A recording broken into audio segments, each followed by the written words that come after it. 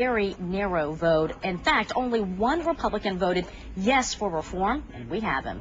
That person is Representative Joseph Gao. He broke ranks with his party, and he joins me now live. Representative, I really appreciate your time this morning. A lot of people do want to hear from you today, since you are the only Republican who voted for this. First of all, tell me, why did you vote for it? Because in the days leading up to it, all indications were that you were pretty skeptical about this bill.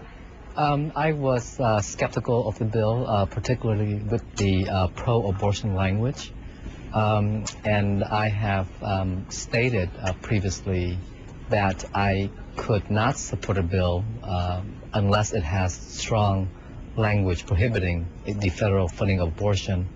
And when that was worked out at the late hours of the night on Friday night, then I was contacted by the White House, or actually I called the White House and said I could possibly support the bill because I have a constitutional duty to make the right decisions for my district, whether or not the decision was popular.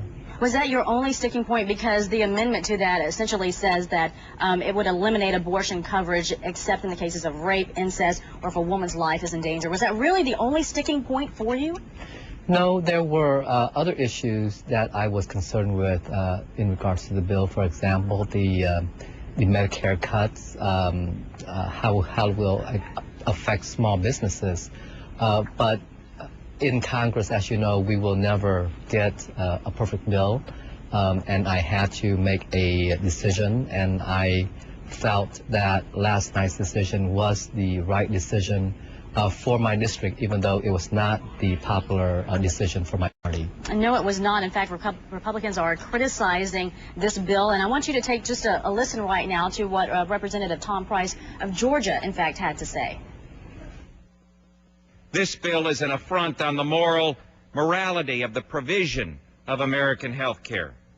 As a physician, when patients and their families and their doctors are not allowed to independently decide what care should be provided, we lose more than our health care system. We lose our morality, and we lose our freedom.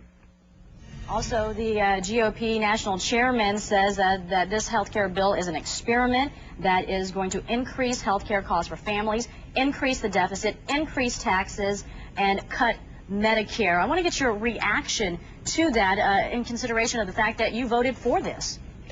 Well, obviously, this is a very complicated bill, and there are a lot of uncertainty with respect to the bill.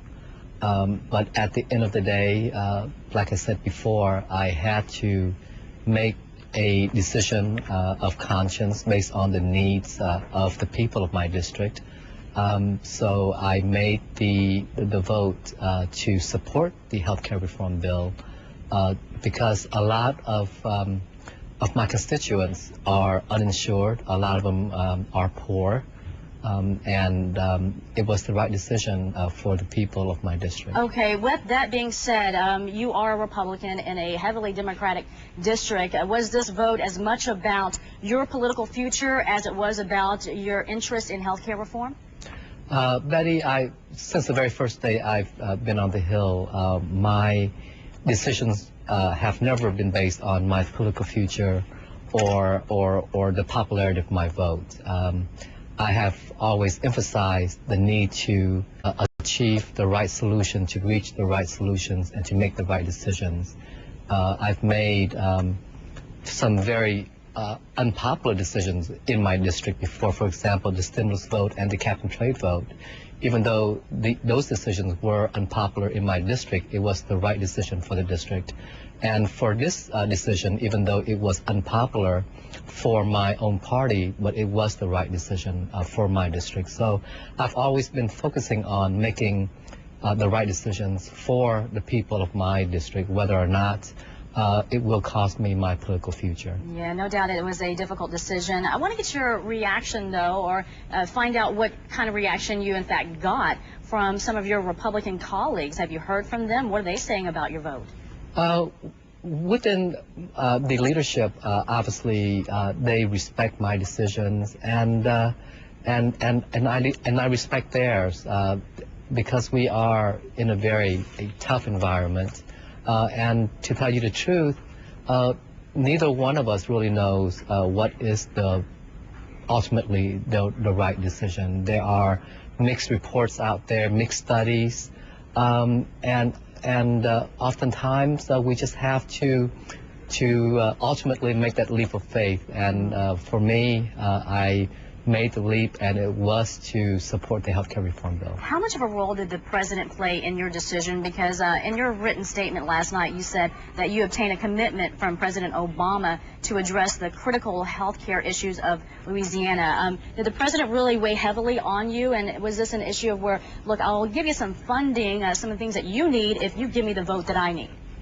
Betty, the president and I, we have had a very good relationship, and I thank him and his administration for their hard work in helping me to rebuild my district after the devastation of Hurricane Katrina.